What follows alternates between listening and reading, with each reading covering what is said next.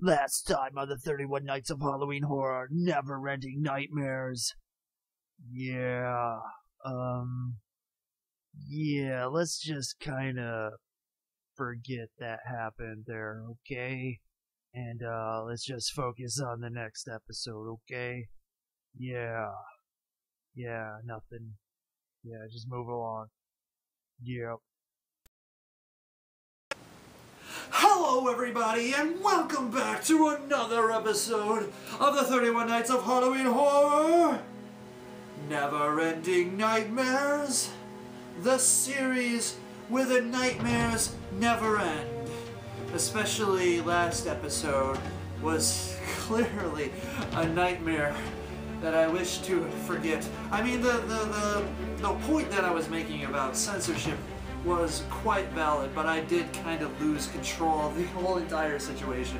Plus, the whole day was a testament to best laid plans of mice and men just unravel and fall apart. So, anyways, episode 23, back on the horror train we go.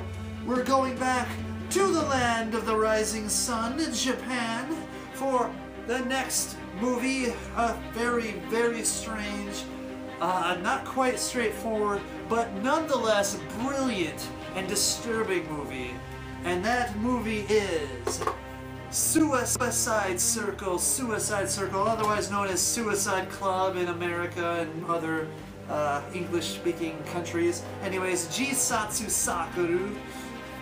And so what's this movie about? Well, it starts off with a couple of suicides, and at each scene the police find a white bag that inside is a roll of human flesh.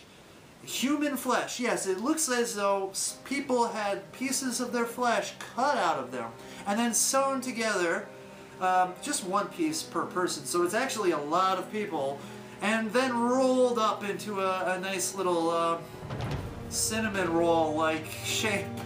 Yeah, maybe not as appetizing. But, so the police believe that something nefarious is afoot, and they soon get an anonymous caller talking to them about a website that when someone commits suicide, a dot appears, and the dots appear before the actual suicides are reported, so inside information. And what happens is sort of a kind of investigation mystery into what's causing the suicides, who is behind it, and why is it going on. And honestly, I don't want to spoil the movie. It starts out with probably one of the most infamous scenes in all of Japanese cinema. Very shocking and very just wow. And that's the beginning of the movie. Starts with this, and a lot of people on the internet might know what I'm talking about, but if you haven't, I suggest watching it before anybody spoils it, because it truly shakes you right from the start. So I don't want to get into many of the spoilers here, but that's basically the plot of the movie. Is we're trying to figure out why people are committing suicide, who may be behind it, and why all of a sudden there is an epidemic of suicides. Yes, because it sort of just happens after the first two events. There just seems to be just a rash of suicides. It's baffling the police. Anyway, so let's get to the scores, where all the goodness is. So violence and gore, 5 out of 5. There is a lot of blood, a lot of violence. It's not pre-Mutos level, but it's still 5 when you think of like what an average amount of violence is. And this is a lot of violence, a lot of blood. There are like animals in bags, and someone is crushing them with their foot. So it's like a crush video in a way. Disgusting and unnerving. And just, wow, like the stuff that goes on there just, you know, shakes you at times. But so 5 out of 5. Shock value, 5 out of 5. When you're dealing with suicide, it's already a taboo, touchy subject for a lot of people. And this is a shocking movie. From the first scene all the way to the end, there are just jaw-dropping moments of like, wow. And of course, there are some jump scares in this movie. It is a horror movie after all. But it's just what goes on in this movie just blows your mind at times. So 5 out of 5. Here's the one that really sticks a little bit, and that's plot. I give it a 3.5 out of 5 because it is kind of confusing and it is kind of all over the place, especially when you start getting closer to the end. You start getting like a musical type of thing breaking out. I mean, it's really weird, and in a way it's artful and enjoyable, but it confuses you. At least it confuses me, and you just kind of like, it loses part of the flow of the movie. And I really think that if they would have just done it a little bit differently, it could have been better. With that in mind, it's still a pretty excellent movie. It's just like, and there's a few questions and holes there that just bother me enough that I can't get any higher than that. Still 3.5 out of 5 is pretty damn good. So let's get to acting. I give it a 4 out of 5. There are some cheesy acting scenes in there, but I think for the most part, everyone's doing a great job. It's awesome. Once again, foreign language film, so you know, it's hard for me to like, you know, if their like intonations are weird or strange, but I thought they were engrossing, and I was into the characters, believing them and things like that. So 4 out of 5. Nudity, a lot of missed potential there. Half point, 0.5 out of 5. There's the scene where you get some a little bit of boobage, but that's it. And there was actually opportunities for more, which could have really upped that score, but they did it. So there we go. My enjoyment factor. This is almost a perfect movie. I give it a 4 out of 5. If it weren't for the ending that just kind of like, no, it can't be over. No, don't end it like this, because you really don't feel like there's any kind of resolution. It's one of those movies you watch a couple times and then you have to like think about it, and then you go on the internet and you get other people's impressions, and then it starts to make a little bit more sense. And then there is also the prequel / sequel, Noriko's dining table or dining room or something like that. Anyways, I haven't seen it yet. I'm going to though, because I really, they'd said to kind of fill in the holes. Otherwise, it's just really almost there. It's just, I wished it said a little bit more. It gave you a little bit more, and it was a little bit more clear and straightforward.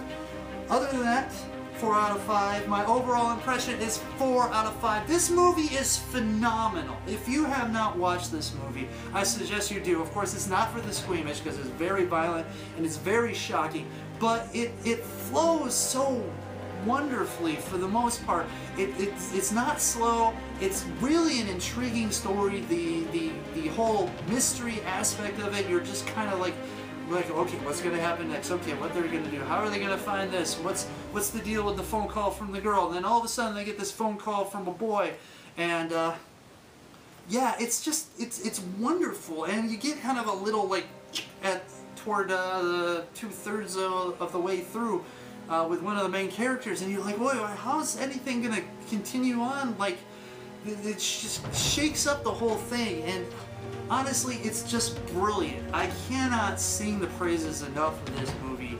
4 out of 5. It is definitely one of the best movies in my collection. I mean, it's great. I mean, it's just, I can't give it a perfect score because it does have some problems. And I really do want to give it that, but anyways, 4 out of 5 for overall impression, which averages out to be a 3.7 out of 5, which is one of the highest averages so far in all the movies that I have reviewed. In fact, I think the only movie, I think there's a movie that scores a 3.9, which is, I think, Dream Home, which is because it's ridiculous, shocking, and also has lots of nudity. So yeah, if this movie would have, you know, there was a scene where they were like checking to see if a certain person had a piece of skin missing. So they had her stripped naked. Of course, you don't see anything because you can't show that, even though later on. And then there's a scene where this really weird guy shows up and he's like in this bowling alley with a bunch of crazed friends, and they kind of like kidnap girls and do things to them.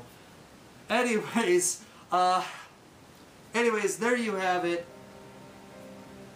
Suicide Circle, otherwise known as Suicide Club. Honestly, it's one of those movies when you're watching it and you're like, wow, this is just really good. And then you get to the end and you're like, oh, why? I need more. I want to know. I want to know. That natural human curiosity piece. And maybe that's by design. Maybe it's a good way to sell the sequel or prequel or whatever. But also, you know, it makes you think. It stays with you, and that's a good movie.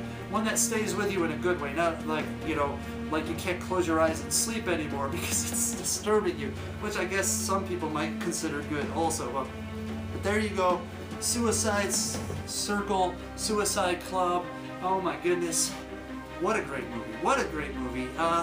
Yeah. So there you have it. Another episode in the can. Well, that's a term when they used to make movies. It was film and they would put it in a can. I don't know if I had to explain that to you, but just in case, man, some of the people I work with, when I make a reference to something, they're like, what? You know, I think I said something about the Freemasons, and they were like, what the hell is a Freemason? And it's like, I said, well, you know, you know about the Illuminati. And they're like, oh yeah, I know all about the Illuminati, but like Freemasonry, I'm like, okay. Let me explain Freemason. Anyways, I don't know why I'm talking about that. Because I'm going insane, people. I am going insane. Honestly, pretty soon, like, what was it? Tomorrow's episode is going to be the beginning of the final week. And my mind is already gone. It's gone. I mean, honestly, if you saw yesterday's episode, you could see that I have totally lost it. Man. I am like working on 2 hours of sleep a day.